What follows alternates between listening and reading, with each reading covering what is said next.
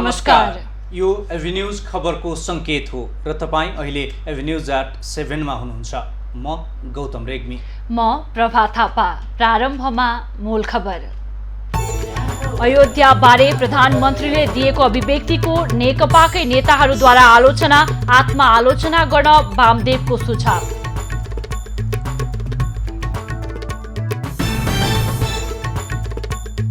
नेपालमा कोरोना संक्रमितको संख्या 17,000 नाग्यो। 10,328 जना निको भएर घर फर्किए।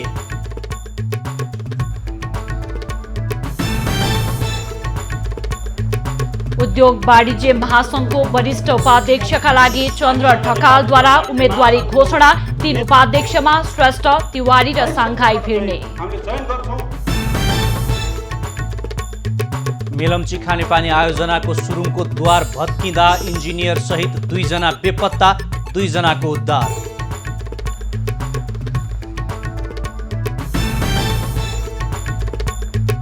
कारागारको अवस्थालाई लिएर गृहमन्त्री नै असन्तुष्ट।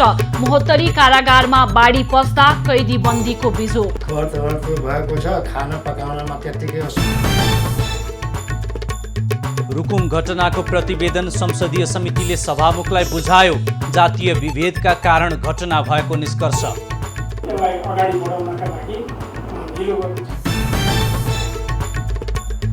र विश्वभर कोरोनाबाट मृत्यु हुनेको संख्या 5,76,000 भन्दा बढी। प्रभावकारी प्रयास नगरे स्थिति थप भयावह हुने WHO को चेतावनी।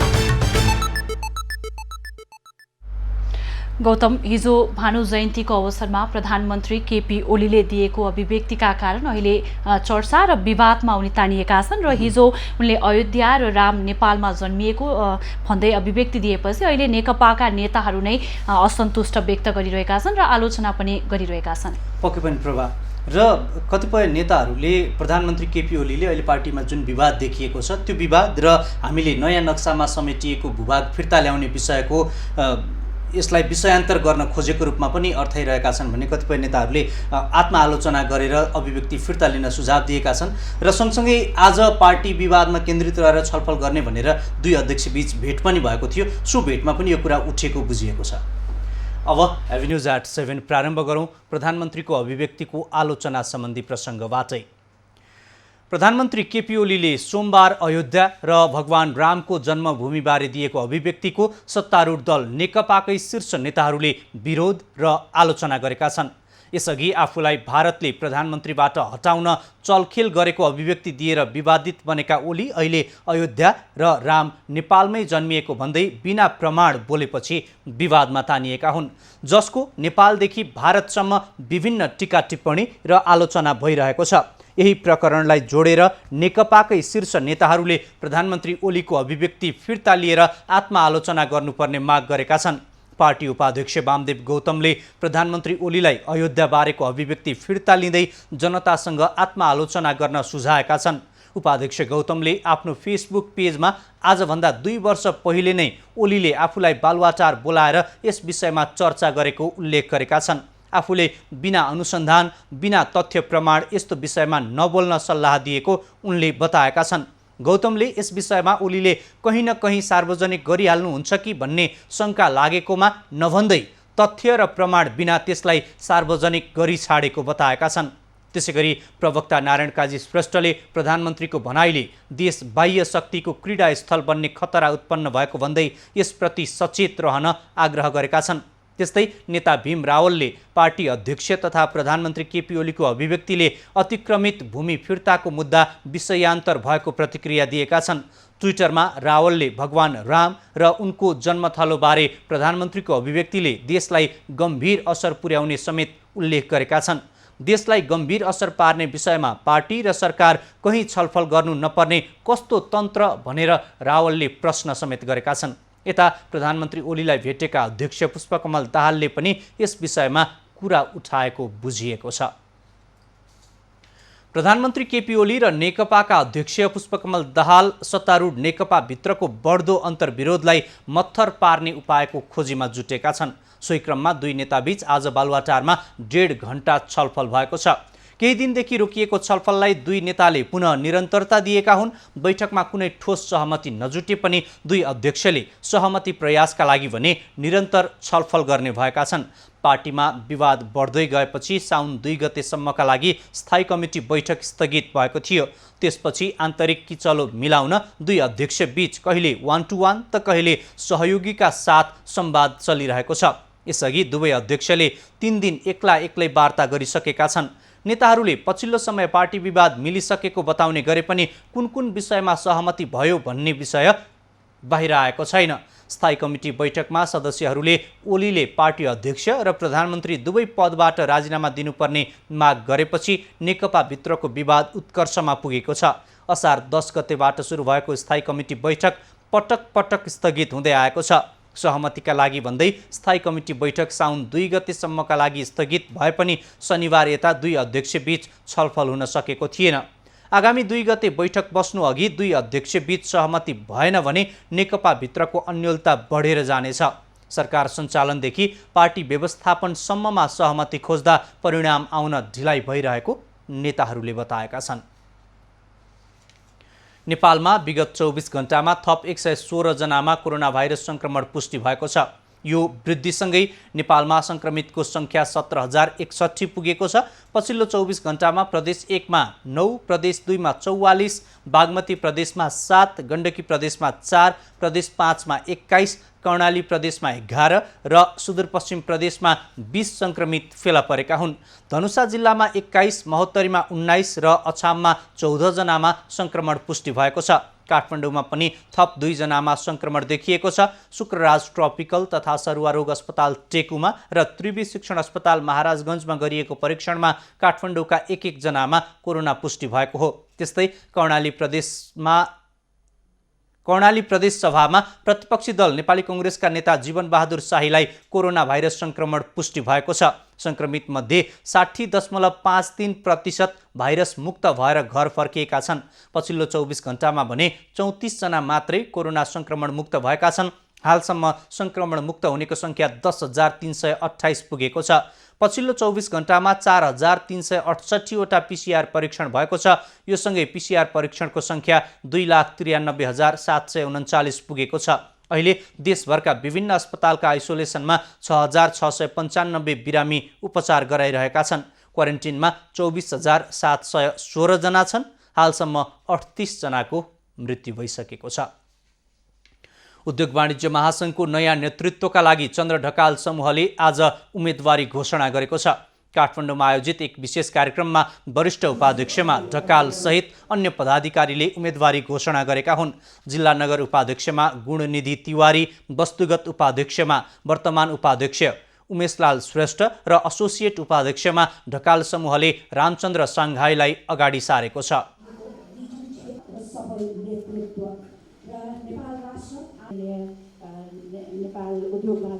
त्यो फोरममा नयाँ विश्व सिर्जना गर्न, त्यसमा एकता पैदा गर्न, त्यसलाई एउटा बलका रूपमा अगाडि बढाउन हामीसँग नेपाल उद्योग वाणिज्य महासंघको नेतृत्व चयन गर्ने चाहिँ अवसर पनि यही बेला चाहिँ आएको चाहिँ छ। उम्मेदवारी घोषणा कार्यक्रममा ढकालले कोरोना भाइरसका कारण समस्यामा परेको अर्थतन्त्रलाई माथि उकास्न आफूले पहल गर्ने प्रतिबद्धता जनाए। तिवारी, श्रेष्ठ र साङ्घाईले कोरोनाबाट समस्यामा परेको अर्थतन्त्रसँगै आर्थिक रूपमा समुन्नत नेपाल बनाउन आफ्नो समूहले काम गर्ने बताए। नेतृत्व आज चन्द्र प्रसाद ढकाल हामीसँग हुनुहुन्छ। हामीसँग उपाध्यक्षहरू चाहे वस्तुगत कोष चाहे एसोसिएट कोष त्यो किसिमको एउटा सबल नेतृत्व हुनुहुन्छ।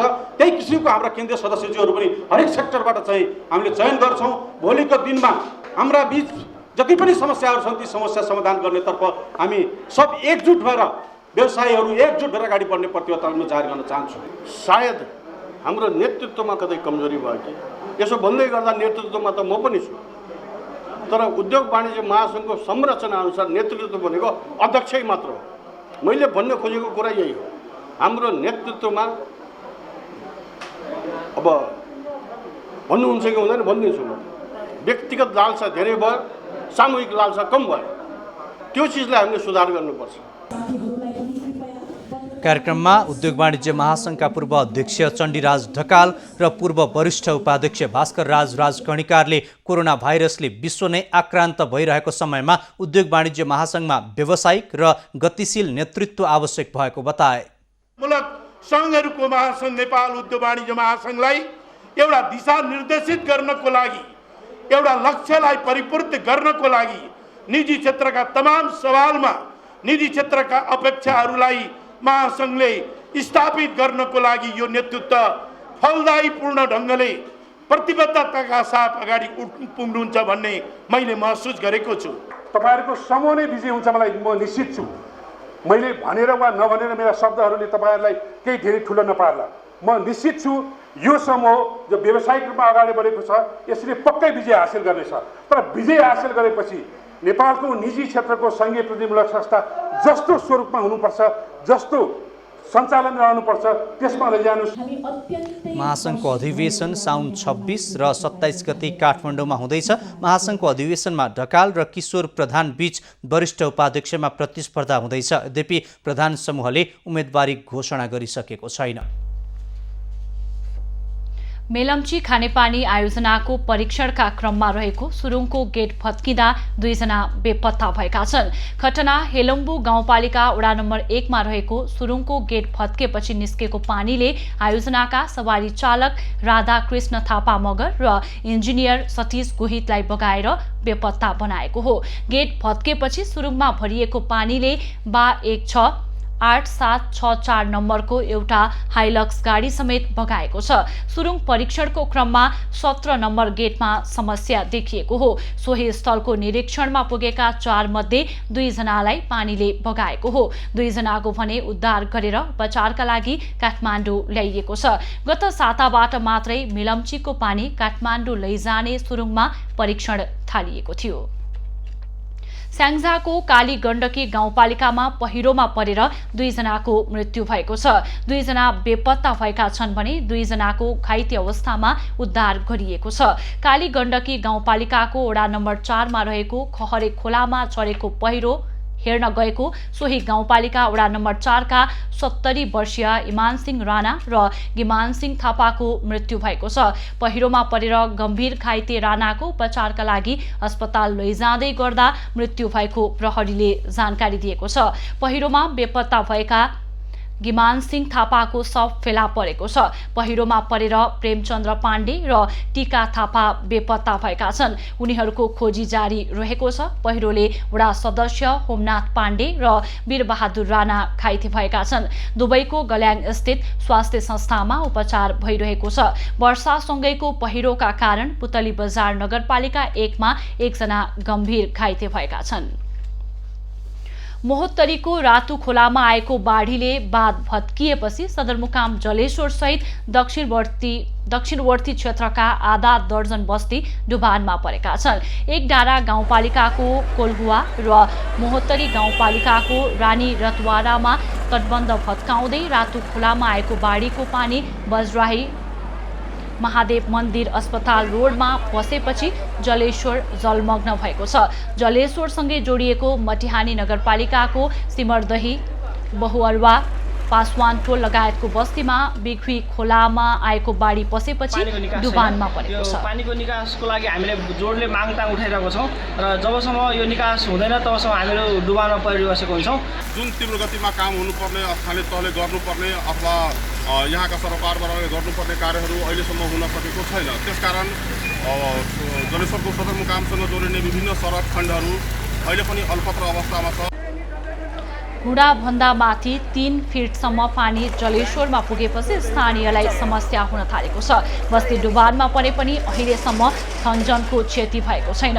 पानीको बहाव बढेर जोखिम सिर्जना भएमा खोज तथा उद्धारका लागि जिल्ला विपद व्यवस्थापन समिति तयारी अवस्थामा रहेको छ। बाढीबाट बच्नको लागि पक्की तटबन्धको व्यवस्था गर्नुपर्छ। अहिले जुन कच्ची तटबन्ध गरेको छ त्यसलाई पक्की तटबन्धमा परिणत गर्नुपर्छ र यो कुरालाई हामीहरूले विपद व्यवस्थापनको मार्फत पटक पटक सङ्घ सरकारलाई यहाँबाट लेखेर पठाइ पनि सकेको छु।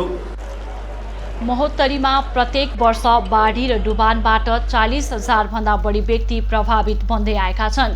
यस वर्ष 19,788 घरधुरीका 85,000 व्यक्ति बाढी र डुबानको उच्च जोखिममा रहेको जिल्लास्थित विपद व्यवस्थापन समितिले जनाएको छ।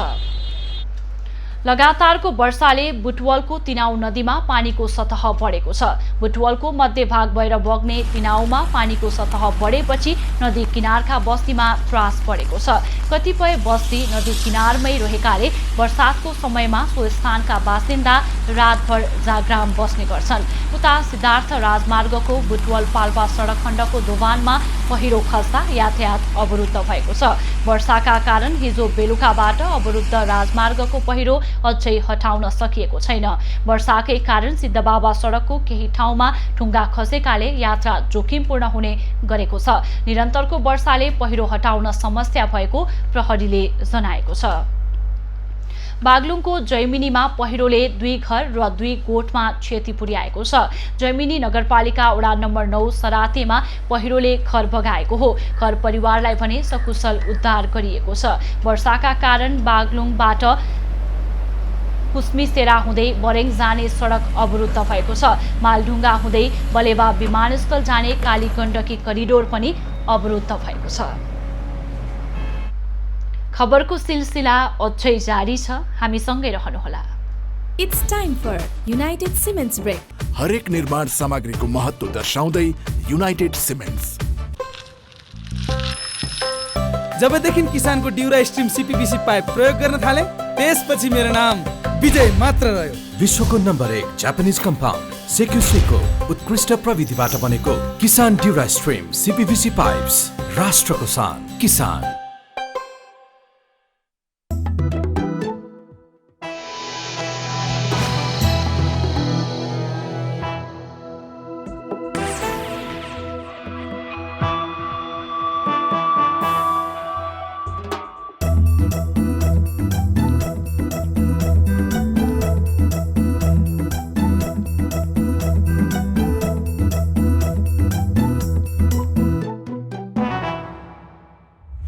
विश्वास बढ्छ, सम्बन्ध जोड्छ।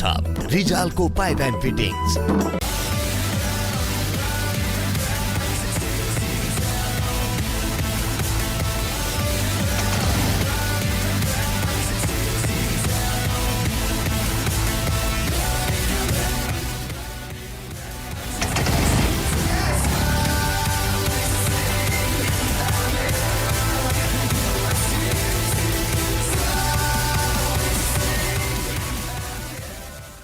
Yes, Yamaha.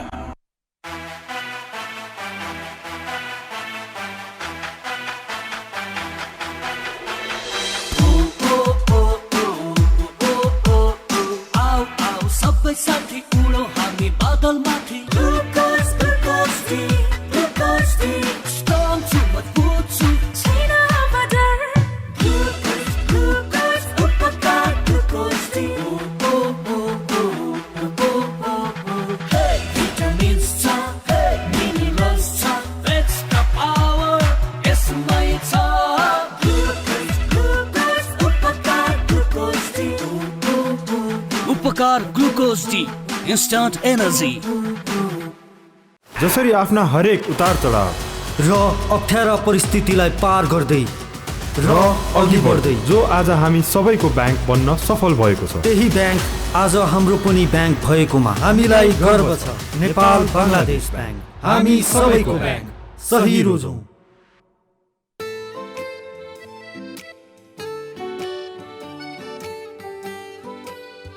यो तिमी कसरी गर्छौ यार? यति काम गरेर पनि तिम्रो चमक कहिले कम हुँदैन। छोड मलाई, नुहाउन जान छ। गोदरेज नम्बर 1 मा छ 3/4 बेसार, चन्दन अनि अरू प्राकृतिक तत्व, जसले गर्दा मेरो त्वचाले पाउँछ प्राकृतिक चमक। ओहो, गोदरेज नम्बर 1 दिन्छ नम्बर 1 चमक। गजब छ। यो समय हो आत्मविश्वास भर्ने, अग्रसर हुने, लम्किने, निरन्तर जुझ्ने, अघि बढ्ने। यो समय हो अटुट साहस र क्षमता बटुल्ने, चुनौतीहरूलाई पार गर्दै जिततर्फ बढ्ने। अटुट अटल र बलियो हुने। आज आफ्नो हौसला र विश्वासलाई बलियो बनाए भोलि जित अवश्य हुनेछ। सबैभन्दा स्तरीय सिमेन्ट अर्घाखाँची सिमेन्ट। सबको मनमा माया त्यही माया सँगै छ यति गहिरो यो नाता। विश्वास यो तोड्दैन साथ दिन्छ सधैँ जगै पनि। प्रभु बैंक विश्वास छर्दै विश्वास जित्दै अघि बढ्दै। शिवम सिमेन्ट शुभ आरम्भ शिवम सँग।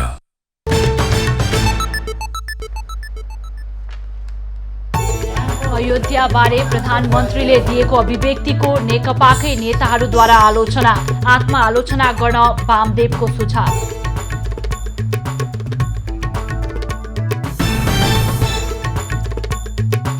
नेपालमा कोरोना संक्रमितको संख्या 17,000 नाघ्यो। 10,328 जना निको भएर घर फर्किए।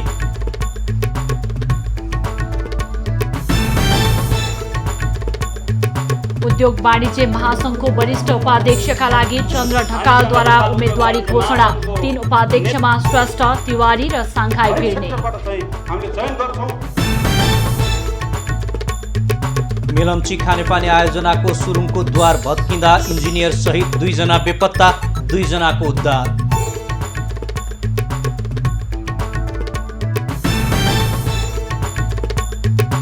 कारागारको अवस्थालाई लिएर गृहमन्त्री नै असन्तुष्ट। महोत्तरी कारागारमा बाढी पस्दा कैदीबन्दीको बिजो। अर्थको भएको छ, खाना पकाउनमा त्यत्तिकै। रुकुम घटनाको प्रतिवेदन संसदीय समितिले सभामुखलाई बुझायो। जातीय विभेदका कारण घटना भएको निष्कर्ष।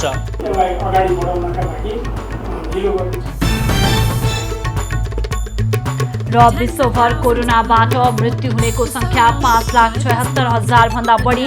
प्रभावकारी प्रयास नगरे स्थिति थप भयावह हुने WHO को चेतावनी। गौतम, कारागारको अवस्थालाई लिएर गृहमन्त्री रामबहादुर थापाले असन्तुष्ट व्यक्त गरेका छन् र जुन कारागारहरू यातना गृह र अपराध गृह जस्तो अवस्थामा रहेको पनि बताएका छन्। आज संसदको राज्य व्यवस्था तथा सुशासन समितिको बैठकमा यो विषयमा छलफल भएको थियो र कारागारहरूमा कैदीबन्दी धेरै हुँदा एउटा कोरोना संक्रमणको जोखिम बढेको छ, उनीहरूले न्यूनतम पाउने सेवा सुविधा पनि पाएका छैनन् भन्ने विषयमा छलफल भयो भने अन्ततः अब कारागारलाई सुधार गरेर लैजानुको विकल्प छैन भन्ने निष्कर्षमा समिति पुगेर सोही अनुसारको निर्देशन पनि दिएको छ। अब यसै सम्बन्धी थप खबर। गृहमन्त्री रामबहादुर थापाले सुधार गृहको रूपमा विकास हुनुपर्ने कारागारहरू अहिले पनि यातना गृह र अपराध गृह जस्तो अवस्थामा रहेको बताएका छन्। संसदको राज्य व्यवस्था तथा सुशासन समितिको बैठकमा उनले कारागारमा अपेक्षाकृत सुधार हुन नसकेको भन्दै असन्तुष्टि जनाएका हुन्। मन्त्री थापाले सबै ठाउँमा भवन जीर्ण अवस्थामा रहेको भन्दै कारागारलाई सुधार गृहको रूपमा रूपान्तरण गर्नुपर्ने बताए। वस्तुगत रूपमा हामीले यसको समीक्षा गर्दाखेरि यही रूपमा छ। कारागारहरू अधिकांश 74वटा कारागारहरू छन्, प्राय सबै केही बाहेक चाहिँ सबै जीर्ण अवस्थामा छन्, करिब करिब भत्किने अवस्थामा छन्। राणाकालका कारागारहरू छन्। महान्यायाधिवक्ता अग्नि खरेलले क्षमताभन्दा बढी कैदीबन्दी रहेका कारागारको भौतिक अवस्थाका कारण कोरोना संक्रमणको जोखिम बढेको बताए। संक्रमणबाट सुरक्षित रहन सावधानी अपनाइएको पाइए पनि स्वास्थ्य सेवाको उपलब्धता प्राथमिकतामा राखेको नदेखिएको उनको भनाइ छ। स्वास्थ्य सुरक्षाका उपायहरू अझै प्रभावकारी रूपमा अवलम्बन गरिनुपर्ने आवश्यकता छ। मास्क, सेनिटाइजर, पन्जा, साबुन पानी लगायतका स्वास्थ्य सुरक्षा सामग्रीको थप व्यवस्था गर्नुपर्ने देखिन्छ। क्षमताभन्दा बढी कैदीबन्दीहरू राख्नुपर्ने बाध्यता र कारागार, बाजुदा गृह र हिरासत कक्षको भौतिक अवस्थाले स्वास्थ्य जोखिम बढाएको छ। स्वास्थ्य जोखिम र सावधानीका उपायहरूका बारेमा सचेतनामूलक कार्यक्रम र मनोपरामर्श सेवाको आवश्यकता देखिएको छ। कारागार व्यवस्थापन विभागका महानिर्देशक द्रोण पोखरेलले कारागारभित्र न्यूनतम भौतिक सुविधा र कैदीलाई गरिने व्यवहारमा सुधारको आवश्यकता औल्याए। कोरोना संक्रमण नियन्त्रणका लागि सजगता भने अपनाइएको उनको दाबी छ। अवस्था कमजोर छ भने त्यसपछि कैद थुनामा रहेकालाई निःशुल्क कानुनी सेवाको कुरा गर्यो र महाधिवक्ताज्यूको बाट भएको एउटा अध्ययन प्रतिवेदनमा पनि कारागारमा कम्तीमा एउटा चाहिँ कानुनी सेवा प्रदान गर्ने अधिकृत आवश्यक छ। सर्वोच्च अदालतका मुख्य रजिस्ट्रार नृपध्वज निरौलाले कारागारमा भौतिक पूर्वाधारको अवस्था कमजोर रहेको उल्लेख गर्दै विचाराधीन मुद्दाका अभियुक्तलाई स्थानान्तरण गर्दा समस्या हुने गरेको बताए। छलफलपछि समितिले कैदीबन्दीको कसुरको गम्भीरताका आधारमा अलग अलग बस्ने स्थानको व्यवस्था गर्न निर्देशन दिएको छ। कैद छुट सम्बन्धी व्यवस्थामा एकरूपता कायम गर्न पनि समितिले भनेको छ। कोरोना संक्रमणलाई हेरेर जोखिममा रहेका कैदीबन्दीको मुद्दा प्रक्रिया द्रुत गतिमा अघि बढाउन पनि समितिले निर्देशन दिएको छ। लगातारको वर्षासँगैको बाढी पसेपछि महोत्तरी जलेश्वर कारागारका कैदीबन्दी मारमा परेका छन्। शनिबारदेखि जलेश्वर कारागार जलमग्न भएपछि कैदीबन्दीलाई खान र बस्न सकस भएको छ।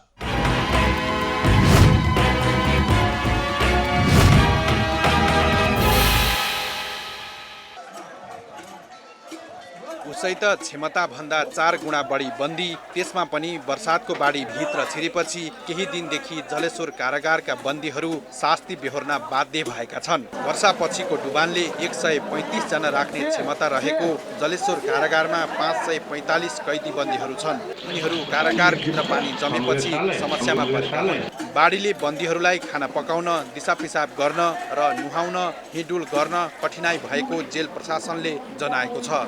यो कारागारमा चाहिँ यो वर्षाको कारणले पानी चाहिँ 3.5 फिटसम्म चाहिँ भएको र पानी निस्कने कुनै ठाउँ नभएकोले त्यो सम्पूर्ण टोयलेटको जस्तो पानी चाहिँ सब मिसेर फोहोर भएको छ। खाना पकाउनमा त्यत्तिकै असुविधा भएको। कारागारभित्र 3 फिटसम्म पानी जमेपछि कैदी बन्दीहरूले माथिल्लो छतमा शनिबार रातिदेखि Nepal red cross society Mahottari शाखाले उपलब्ध गराएको खानेपानी, चिउरा, चिनी खाएर भोक मेटाउन बाध्य भएका छन्। बाढीबाट प्रभावित कारागारका बन्दीहरूलाई रेड क्रसले अहिले 100 कार्टुन भनेको 1000 लिटर पानी चाहिँ हामीले उपलब्ध गराएका छौँ। पानी नघटेपछि र खुल्ला आकाशमुनि बसेका कैदी बन्दीहरू बिरामी परेका छन्। उनीहरूमा रुगाखोकी, ज्वरोको समस्या देखिएको छ। कारागारभित्र रहेको पानी नघटेका कारण बन्दीहरू छतमा रात बिताउन बाध्य भएका छन्। सबके सुविधा मांगे छी कि 4 फीट पानी भ गेलै। हमर कैदी बंदी 48 गो महिला है, 5-4टा बच्चा है। एहि सबके बड़ी बिजोग भे गेल है कि टॉयलेट न है, टॉयलेट में पानी है, कल में पानी आ गेल है, सब फोहर सब में पानी पैस गेल है। ओहि सब में पानी पैसला के कारण सब मतलब सुते के बहुत समस्या भ गेलै। डबल चाप भ गेलै, मतलब एगो रूम में 3 दिन नबाजी नंबर लाग 2 घंटा सुते पड़े, 2 घंटा के मात्र। टॉयलेट के लागि बहुत समस्या भ गेलै। टॉयलेट करे में 5 से 5.5 आदमी के समस्या चाप है, तेकर टॉयलेट करे में समस्या भ गेलै। खाना खाए के बहुत दिक्कत भ गेलै। विक्रम सम्मत 1913 मा निर्माण भएको जीर्ण भवन भत्काउँदै जाने क्रमसँगै बढ्दो कैदी थुनुवाको चापले सुरक्षा चाँजो पाँजो अस्तव्यस्त बनेको छ।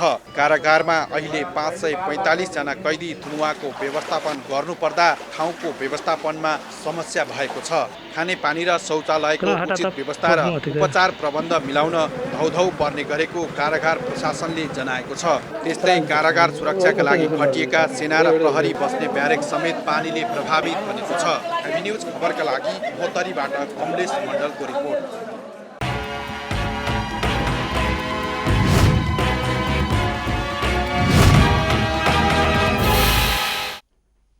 संसदीय समितिले रुकुम पश्चिमको चौरजहारीमा 6 जना मारिएको घटनामा जातीय विभेद नै प्रमुख कारण भएको ठहर गरेको छ। समितिले आज अध्ययन प्रतिवेदन सभामुख अग्निप्रसाद सापकोटालाई बुझाएको हो। प्रतिवेदन बुझ्दै सभामुख सापकोटाले प्रतिवेदन अध्ययन गरी छिट्टै कार्यान्वयनमा लैजाने प्रतिबद्धता व्यक्त गरे। दूरगामी महत्त्वको घटना भएकाले छिट्टै अध्ययन गरी कार्यान्वयनमा लैजाने कुराको हेक्का आफूले राखेको उनको भनाइ छ। घटना भएको र यसलाई सक्दो कार्यान्वयनमा लैजानु पर्ने कुराको मलाई निकै राम्रोसित हेक्का छ। त्यसकारण म यो अध्ययन गरिसकेपछि यसलाई अगाडि बढाउनका लागि ढिलो गर्नु छैन। प्रतिवेदन बुझाउँदै संयोजक देवेन्द्र पौडेलले नवराज विकको प्रेम सम्बन्ध अन्तर्जातीय भएकाले केटीका अभिभावक र आफन्तले केटा कथित तल्लो जातको भएका कारण अस्वीकार गरेपछि सो घटना भएको अध्ययनमा देखाइएको छ। समितिले रुकुम चौरजहारी सोती घटना पूर्व, घटना भएको समय र घटना पश्चात अपनाउनुपर्ने अपराध अनुसन्धानको विधि प्रक्रियामा अपर्याप्तता एवं त्रुटि देखिएकाले घटनाका सम्बन्धमा थप अनुसन्धान गर्न पनि सिफारिस गरेको छ। प्रतिनिधि सभा बैठकबाट जेठ 26 गते समिति गठन भएको थियो। समितिले जेठ 31 गतेबाट काम सुरु गरेको थियो। घटनाको यथार्थ अध्ययन तथा अनुगमन गरी प्रतिवेदन पेश गर्न देवेन्द्र पौडेलको संयोजकत्वमा 9 सदस्यीय संसदीय विशेष समिति गठन भएको थियो। 10 जेठमा भएको घटनामा 21 वर्षीय नवराज विक, 20 वर्षीय टिकाराम नेपाली, 19 वर्षीय गणेश बुढा, 18 वर्षीय लोकेन्द्र सुनार, 19 वर्षीय सञ्जु विक र 17 वर्षीय गोविन्द शाहीको हत्या भएको थियो। घटनामा संलग्न मानिसहरू अहिले पूर्वपक्षका लागि थुनामा छन्। प्रहरीले मृगौला तस्करीमा संलग्न व्यक्तिलाई छाड्न शक्ति केन्द्रबाट दबाव आएको बताउन थालेका छन्। तस्करी गिरोहमा प्रहरी, कानुन व्यवसायी, चिकित्सक, जनप्रतिनिधि र सरकारी कर्मचारी लगायतको संलग्नता रहेको छ। भक्तपुरका 55 वर्षीय विष्णु गोपाल बतासको 27 जेठ 2076 मा मृगौला प्रत्यारोपण गरिएको थियो। नक्कली भान्जा खडा गरी मृगौला तस्करीमा संलग्न मानव अङ्ग प्रत्यारोपण सम्बन्धी अध्ययन अनुसन्धान र नीति तर्जुमा गर्ने सरकारलाई सुझाव दिने समितिकै सदस्य डाक्टर राकेश कुमार वर्मा लगायत 12 जनालाई पक्राउ गरी सार्वजनिक गरेको थियो। तर ललितपुर महानगरपालिका वडा नम्बर 3 का वडा अध्यक्ष विष्णु गोपाल महर्जन सहितका व्यक्तिलाई छाड्न शक्ति केन्द्रबाट दबाव आएको अनुसन्धानमा संलग्न एक अधिकारीको भनाइ छ। प्रहरी, वकिल, चिकित्सक, जनप्रतिनिधि र प्रशासन कार्यालयका कर्मचारी लगायतका हाई प्रोफाइल व्यक्तिहरू संलग्न भएकाले अनुसन्धान भइरहेको मानव बेचबिखन अनुसन्धान ब्युरोले बताएको छ। जिल्ला प्रशासन कार्यालय, स्थानीय सरकारका स्थानीय निकायको समन्वयमा चाहिँ ती डकुमेन्टहरू तयार गरेर नि अस्पतालले अङ्ग प्रत्यारोपण गरेछ र त्यसमा अस्पतालको संलग्नता, अस्पतालको चाहिँ प्रशासन लगायत केही व्यक्तिहरू चाहिँ त्यहाँ प्रत्यक्ष संलग्न भएको देखिन्छ। त्यो सार्वजनिक अब पक्राउ परिसकेपछि अब सम्बन्धित आफ्नो अभिभावक मतलब आफ्नो आफन्तहरूले उनीहरूले चाहिँ सहीसँग त्यसबाट चाहिँ मुक्त पाऊँ भनेर प्रयासहरू गर्ने कुरा हो। परिवारका सदस्यले ललितपुर वडा नम्बर 3 मा बस्ने भान्जाको नाममा नाता प्रमाणीकरणको कागज निकालेको देखिन्छ। यो कागजात वडा अध्यक्ष श्री गोपाल महर्जनले तयार पारेका थिए। नक्कली बनाएको भान्जाको नागरिकतामा पनि फोटो परिवर्तन गरिएको थियो। फोटो फेरेपछि रङ्गीन फोटोकपी गरेर अस्पतालको अङ्ग प्रत्यारोपण समिति समक्ष पेश गरेको थियो। तर समितिका सदस्यहरूले अवैध प्रत्यारोपणको आरोपबाट बस्न जेठ 23 गते नाता प्रमाणीकरण र नागरिकताको प्रतिलिपि सक्कली हो होइन भनेर प्रशासन र ललितपुर 3 को वडा कार्यालयलाई पत्रचार गरेको थियो। तर पछि छानबिन भए बच्न सकिन्छ कि भनेर समितिले पत्र पठाएको हुन सक्ने अनुसन्धान अधिकृतहरूको आशंका छ। तर कागजात हेर्ने काम चिकित्सकहरूको नभएको भन्दै नेपाल चिकित्सक सङ्घ मृगौला तस्करीमा संलग्न चिकित्सकहरूको बचाउमा लागेको छ। अनुसन्धानमा छ होइन, त्यस कारणले गर्दा हामीले यो नै भनेर भन्न त मिल्दैन। त्यहाँ हामीले त्यहाँ सोध्दा बुझ्दाखेरि कानुनी रूपमा त्रुटि भएको देखिन्छ। जुन जसले कानुनी रूपमा हेर्नुपर्ने उसले नहेरेको। अब हस्पिटलमा त सबै तयार भएपछि अपरेसन गर्न त डाक्टरले त चिन्ने कुरा भएन यो हो कि होइन, अथवा यसको नाता पर्छ के पर्छ भनेर चिन्ने कुरा भएन। त्यस कारणले गर्दा यसमा चिकित्सकहरूको भन्दा पनि जसले नाता प्रमाणित गर्नुपर्ने हो अथवा नाता छुट्याउनु पर्ने उसको गल्ती जस्तो देखिन्छ हेर्दाखेरि सर। यस अघि पनि चितवनको मेडिकल सिटी र ललितपुरको निदान अस्पतालमा पनि नक्कली भान्जा खडा गरेर अवैध मृगौला प्रत्यारोपण गरिएको आरोपमा ब्युरोले 5 जनालाई पक्राउ गरेको थियो। दुर्गम क्षेत्रका मानिसको अशिक्षा र गरिबीको फाइदा उठाई उनीहरूलाई प्रलोभनमा पारेर यस्ता घटनामा अन्य थुप्रै व्यक्ति संलग्न भएको हुन सक्ने भन्दै थप अनुसन्धान कार्य तीव्र पारिएको छ। पक्राउ परेका निज व्यक्तिहरू उप मानव बेचबिखन तथा ओसार पसार नियन्त्रण ऐन 2064 अन्तर्गत मुद्दा दर्ता गरी कारबाही हुनेछ। राजस्व अनुसन्धान विभागले नक्कली भ्याट बिल प्रकरणमा काठमाडौँका 2 कम्पनी विरुद्ध 37 करोड बिगो माग्दै उच्च अदालत पाटनमा मुद्दा दायर गरेको छ। विभागका अनुसार काठमाडौँ 1 को युनिक वाइड इन्टरनेसनल र न्यू युनिक इन्टरनेसनल विरुद्ध 37,80,28,700 रुपियाँ बिगो कायम गरी मुद्दा दायर गरेको हो। उक्त कम्पनीका सञ्चालकलाई सो बिगो रकम असुल गरी जरिवाना तथा कैद सजाय समेत माग गरिएको विभागले जनाएको छ। ती कम्पनीले वस्तु तथा सेवा नै खरिद नगरी छुटा नक्कली मूल्य अभिवृद्धि कर बीजक प्रयोग गरेर राजस्व चुहावट गरेको विभागको दाबी छ। ती कम्पनीले मूल्य अभिवृद्धि करतर्फ 12,42,28,617, आयकर 22,80,59,309 र लाभांश कर 2,57,40,773 रुपियाँ राजस्व चुहावट गरेको अनुसन्धानमा खुलेको छ। विभागले नक्कली बिल बीजक उपलब्ध गराउने व्यक्ति भुवन पाण्डेलाई राजस्व चुहावटमा कारबाहीको सिफारिस गरेको छ। कोरोना संक्रमण नियन्त्रणका लागि स्वास्थ्य सामग्री किन्दा अनियमितता भएको विषयमा संसदको सार्वजनिक लेखा समितिले आज स्वास्थ्य मन्त्रालयका पदाधिकारीसँग छलफल गरेको छ।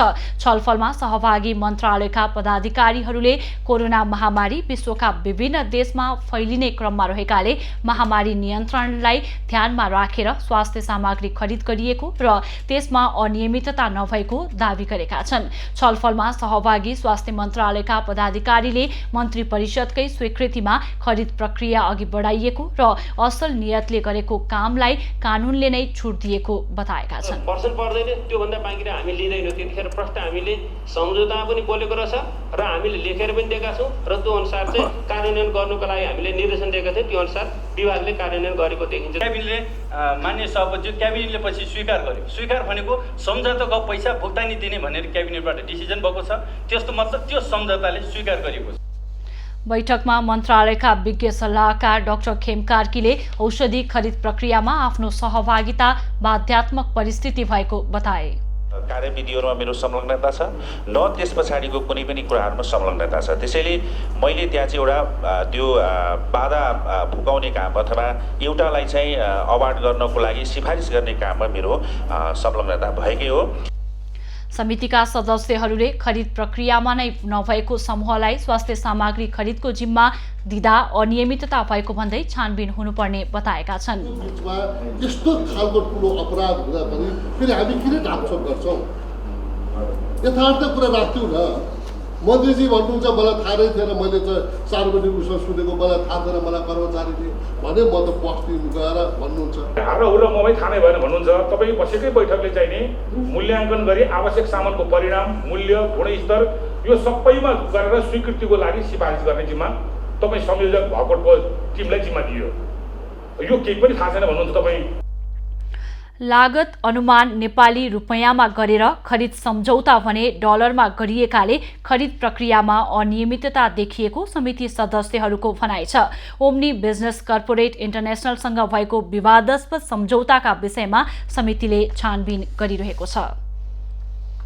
भूमि सुधार तथा मालपोत कार्यालय दिल्ली बजारका प्रमुख मालपोत अधिकृत उपसचिव गोविन्द प्रसाद अधिकारी सहित 7 जना विरुद्ध विशेष अदालत काठमाडौँमा आरोप पत्र दायर भएको छ।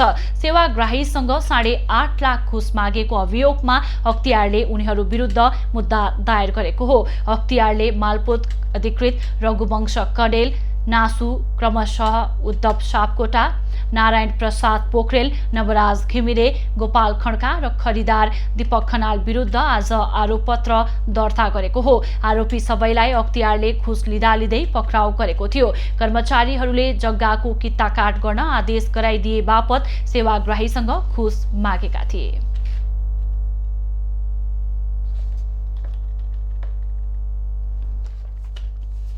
नेपाल प्रज्ञा प्रतिष्ठानले नेपाली भाषा र शब्दको सहजता हुने गरी नेपाली बृहत शब्दकोशको मोबाइल एप्सको औपचारिक रूपमा शुभारम्भ गरेको छ। बालुवाटारमा आज प्रधानमन्त्री केपी ओलीले शब्दकोशको औपचारिक रूपमा शुभारम्भ गरेका हुन्। नेपाली भाषा आफैमा पहिचान रहेको र विभिन्न भाषा र भाषिकाबाट नेपाली भाषा हुर्कदै आएकाले यसको विस्तारका लागि प्रतिष्ठानले प्रविधिसँगै एप्स निर्माण गरिएको जनाएको छ। बृहत नेपाली शब्दकोश त्यसको अहिले 10औं संस्करणको परिमार्जित रूप त्यो नै मानेको सरकारले त्यही मानेछ। र त्यो शब्दकोशलाई विश्वमा बस्ने बाहिर बस्ने नेपालीहरूको अनुरोध पनि र आवश्यकता पनि हेरी हामीले त्यसलाई मोबाइल एप्स रूपमा ल्यायौँ। प्रतिष्ठानले 10औं संस्करणको शब्दकोशलाई 65,000 शब्दको बनाउने तयारी गरेको छ। कार्यक्रममा प्रतिष्ठानले वर्षभरि गरेका कामको वार्षिक प्रतिवेदन 2075-76 प्रधानमन्त्री ओलीलाई हस्तान्तरण गरेको थियो। कञ्चनपुरको बलमा नदीमाथिको पुल निर्माणमा ढिलाइ हुँदा यात्रुहरू जोखिमपूर्ण यात्रा गर्न बाध्य छन्।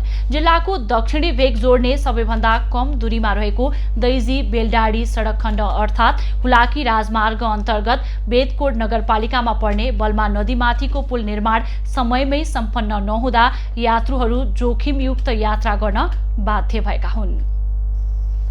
तत्कालीन जिल्ला विकास समिति मार्फत 7 वर्ष अघि निर्माण गरिएको स्लेब ढलान भत्किएर सो नदीमा मानिसको ज्यानै लिन सक्ने खतराको खाडल बनेको छ। दुई ठाउँमा ढलान भत्किँदा पानीको बहाव अलिकति बढी हुँदा पनि यात्रुले खाडल नदेख्दा जोखिम बढाएको छ। कहिलेकाहीँ अफिस टाइममा अब जाँदाखेरि नदी आएर कमसेकम 3-4 घन्टा यहीँ कुर्नुपर्छ होइन। कहिलेकाहीँ त अब अलिअलि कम भयो भनेर जान खोज्दाखेरि चाहिँ नदीले बगाइदिने। अस्ति भर्खरैको चाहिँ बिहान पानी पर्दाखेरि कम छ भनेर गइदिएको, त्यहाँ चाहिँ बढेर चाहिँ फेरि त तलसम्म 3-4 जना लागेर चाहिँ हामीले चाहिँ आफ्नो बाइक चाहिँ बचाएर अलि माथिसम्म त्यसरी चाहिँ लग्यो। एकदमै दुःख छ पुल नबन्दासम्म होइन।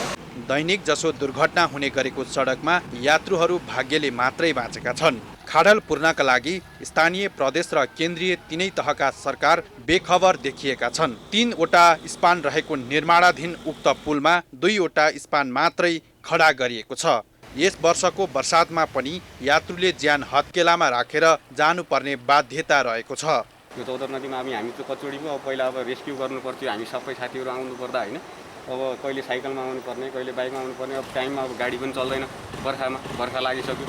तपाईँको देखिराख्नु भएको छ तपाईँहरूले बाइकहरू यस्तै आइरहेको छ, रस्ता गरेर हिँड्नुपर्छ। अब यो तिनपाङ्रे अटो त त्यहाँनिर गएर फर्स्ट ठुलो गाडी हो त सहजै निस्किन्छ, साह्रै गाह्रो छ। बालमा नदीमा 3.5 वर्ष अघि पुल निर्माणको जिम्मा पाएको MSKS एडभेन्चर नन्देगडा जेभीले अझै पनि पुल निर्माण गर्न सकेको छैन। सडक डिभिजन कार्यालय महेन्द्रनगर कञ्चनपुरले 80% पुल निर्माणको कार्य सम्पन्न भइसकेको र बाँकी निर्माण कार्य थप गरिएको समय अवधिभित्र पुरा गर्न निर्माण व्यवसायीलाई निर्देशन दिइसकेको जनाएको छ। कुनै लेभलमा पनि छुट दिएको अवस्था छैन। सबैलाई चाहिँ त्यो समयभित्र सम्पन्न गर्नु हुन र नियमित त्यसको कार्यको अनुगमन गर्ने काम रेखदेख गर्ने र सम्बन्धित प्राविधिकले पनि जुन खरिद नअनुसार पनि सम्बन्धित प्राधिकरण पनि जवाबदेही हुने भन्ने कुरा स्पष्ट लेखिएको छ। 2072 पुस 26 गते पुल निर्माण 4,21,55,000 लागतमा निर्माण सम्झौता भएकोमा आर्थिक वर्ष 2077-78 फागुन 11 गतेसम्म म्याद दोस्रो पटक थप भएको छ। हालसम्म ठेकेदार कम्पनीले 3 करोड रुपैयाँ भुक्तानी लिइसकेको छ। सुदूरपश्चिमको मुख्य सहर धनगढीमा एसियाली विकास ब्याङ्कको ऋण सहयोगमा 2 वर्षभित्र 7वटा सडक निर्माण हुने भएका छन्। धनगढी उपमहानगरपालिकामा 7वटा सडक निर्माण अघि बढाउने सम्झौतामा ठेकेदार कम्पनी र क्षेत्रीय सहरी विकास परियोजना बीच सम्झौता भएको हो। गत वर्ष जेठमा टेन्डर आह्वान गरिएका 7वटा सडक गरेर 10 किलोमिटर 187 मिटर र सोसँगै 20 किलोमिटर 466 मिटर नालीको निर्माणका लागि क्षेत्रीय सहरी विकास परियोजना र कालिका कन्स्ट्रक्सन बीच सम्झौता भएको हो। कैलाली कञ्चनपुरका 4वटा स्थानीय तहमा यो परियोजना क्षेत्रीय सहरी विकास आयोजना कार्यान्वयन इकाइ सञ्चालनमा आएको हो। धनगढी उपमहानगरपालिकामा पहिलो चरणमा 10 किलोमिटर लम्बाइका 7वटा सडक 68 करोड 5,98,000मा निर्माण गर्ने गरी सम्झौता भएको छ। आज यसको सम्झौता भएको छ। म एकदमै आफैलाई एकदमै गौरवान्वित मानेको छु र धनगढी महानगरपालिकाले यहाँका नागरिकलाई पनि मैले गौरवान्वित मानेको छु कि यो प्रोजेक्ट हाम्रो सपना थियो। एटिपी सञ्चालन भएको यो प्रोजेक्ट हाम्रो सपना थियो र त्यो सपना आज हाम्रो साकार हुँदैछ। क्षेत्रीय सहरी विकास परियोजनाका अनुसार साउन 18 गतेदेखि सडक तथा नाली निर्माणको काम अघि बढेछ। सम्झौता अनुसार सडक निर्माण 2 वर्षमा सम्पन्न गर्ने प्रतिबद्धता ठेकेदार कम्पनीले गरेको छ। धनगढी उपमहानगरपालिकाले पहिलो चरणमा काम तोकिएकै समयमा सम्पन्न भएपछि मात्रै दोस्रो चरणका काम अघि बढाइने जानकारी दिएको छ। निर्माण कम्पनीलाई समयमै काम गर्न सहयोगीको भूमिका निर्वाह गर्ने जनप्रतिनिधिहरूले बताएका छन्। अनुरोध गर्न चाहन्छु र शुभकामना पनि दिन चाहन्छु, मलाई बधाई पनि दिन चाहन्छु कि उहाँको नाम नेसनल इन्टरनेसनल रूपमा पनि प्रख्यात छ र धनगढीको यो प्रोजेक्टमा पनि हामी पूर्ण रूपमा सफल हुन्छौँ भने समयभन्दा अगाडि हामी सफल हुन्छौँ भन्ने विश्वास पनि छ। सम्झौता अनुसार पहिलो चरणमा धनगढी मेन रोड अर्थात् ट्राफिक चौराहादेखि कैलाली नाला निर्माण हुने भएको छ। त्यस्तै प्रहरी गुल्मदेखि चर्चसम्म, चटकपुरदेखि क्याम्पस गेटसम्मको सडक निर्माण हुने भएको हो।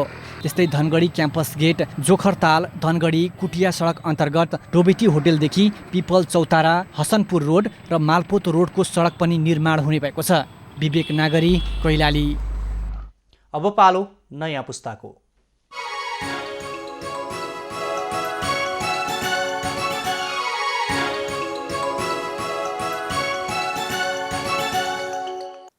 नमस्ते, नयाँ पुस्तामा तपाईलाई स्वागत छ। समूहमा बस्नुका फाइदा बेफाइदा दुवै हुन्छ। लकडाउन जस्ता समस्याका बेलामा एकले अर्कालाई सहयोग गर्न पाइन्छ। पढ्न छेकेन कोरोनाले। गरिब अनाथ भनेर हेपिएका मकवानपुरको भीमफेदीको बालगृहका बालबालिकालाई कोभिड-19 र लकडाउनले खासै असर परेको छैन। उनीहरू आफैभित्र रमाइरहेका छन्। स्कुल जान नपाए पनि घरमा नै बसेर पढिरहेका छन्। मकवानपुरको भीमफेदी बालगृहमा 33 जना बालबालिका छन्। अभिभावक गुमाएका वा शिक्षा दीक्षा दिन नसक्ने परिवारका बालबालिकालाई यहाँ राखेर पढाइन्छ। कोरोना महामारीका कारण गएको चैतदेखि चलिरहेको लकडाउनले उनीहरू विद्यालय जान पाएनन्, तर उनीहरूको पढाइ भने रोकिएको छैन। यहाँको दाइहरूले हामीलाई पढाउनुहुन्छ, सरहरूले पढाउनुहुन्छ। के अरे 10:30 बजेदेखि 1 बजेसम्म पढाउनुहुन्छ। कक्षा अनुसारको समूह बनाई दैनिक 2 देखि 2.5 घण्टा बालगृहकै कर्मचारीले पढाउँछन्। साना कक्षाका बालबालिकालाई ठुला कक्षामा पढ्ने बालबालिकाले समेत पढाउन मद्दत गरिरहेका छन्।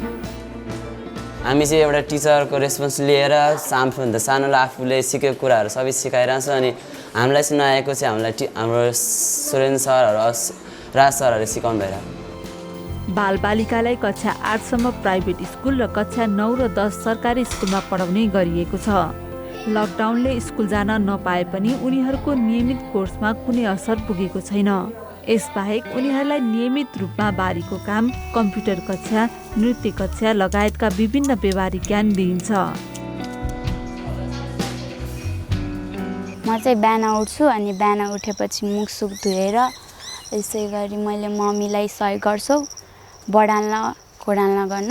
8 बजेदेखि 9 बजेसम्म बारीमा काम गर्छु, आधी घन्टा जति। 9:30 बजेदेखि 10 बजेसम्म भात खान्छौँ। अनि भात खाएपछि चाहिँ हामी पढ्न जान्छौँ 1 बजेसम्म। अनि पढेपछि गेम खेल्छौँ। भविष्यमा जीविकोपार्जन सहज होस् भनेर बालबालिकालाई पढाइका साथसाथै यस खालको व्यवहारिक ज्ञान सिकाइएको हो। थाहा छ साथीहरू, नेफेड र साइड थिएटरले यति बेला निबन्ध प्रतियोगिताको आयोजना गरेको छ नि। कक्षा 9 देखि 11 सम्मका साथीहरूले यस प्रतियोगितामा भाग लिन पाउनेछन्। निबन्धको विषयवस्तु चाहिँ नेपालमा मिडिया लिट्रेसी हो है साथीहरू। नेपाल वातावरण पत्रकार समूहको नयाँ पुस्ता कार्यक्रम तथा शैली थिएटरको संयुक्त आयोजना। नयाँ पुस्ता र शैली राष्ट्रिय निबन्ध प्रतियोगिता। विषयवस्तु नेपालमा मिडिया लिट्रेसी। शब्द सङ्ख्या कम्तीमा 500 र बढीमा 1000। प्रतियोगी कक्षा 9 देखि 11 सम्मका विद्यार्थी। भाषा अङ्ग्रेजी वा नेपाली। पहिलो पुरस्कार 15,000, दोस्रो पुरस्कार 10,000, तेस्रो पुरस्कार 5,000। निबन्ध पठाउने ठेगाना shaili.theater1@gmail.com। Viber number 9846138005। WhatsApp number 9849937465। निबन्ध हातले लेखेर, टाइप गरेर वा रेकर्ड गरेर पठाउन सकिनेछ। प्रतियोगिताको विस्तृत विवरणका लागि www.hakahakionline.com मा हेर्न सकिन्छ। साथीहरू, हामीले त निबन्ध लेखेर पठाइसक्यौं, तपाईहरुले नि निबन्ध चाँडै पठाउनुहोस् ल। सुरक्षित अनि स्वस्थ रहनुहोस्, आफूलाई रचनात्मक बनाउनुहोस्। आजलाई यति नै, बाई बाई।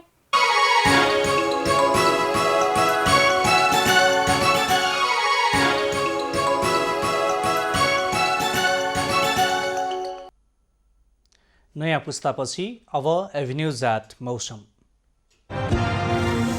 एभिन्यूज एट मौसमको साथमा।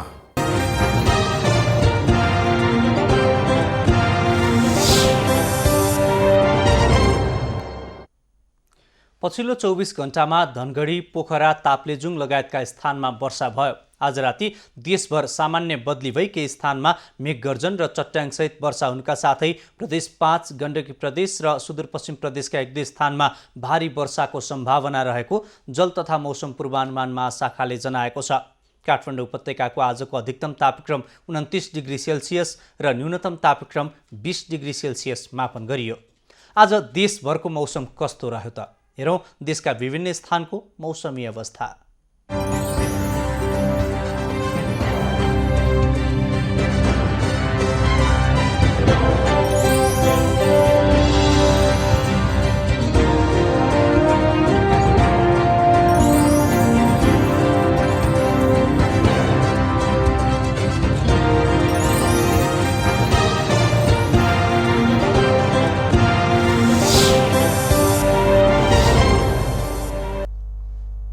अहिलेलाई खबरको क्रम यति नै।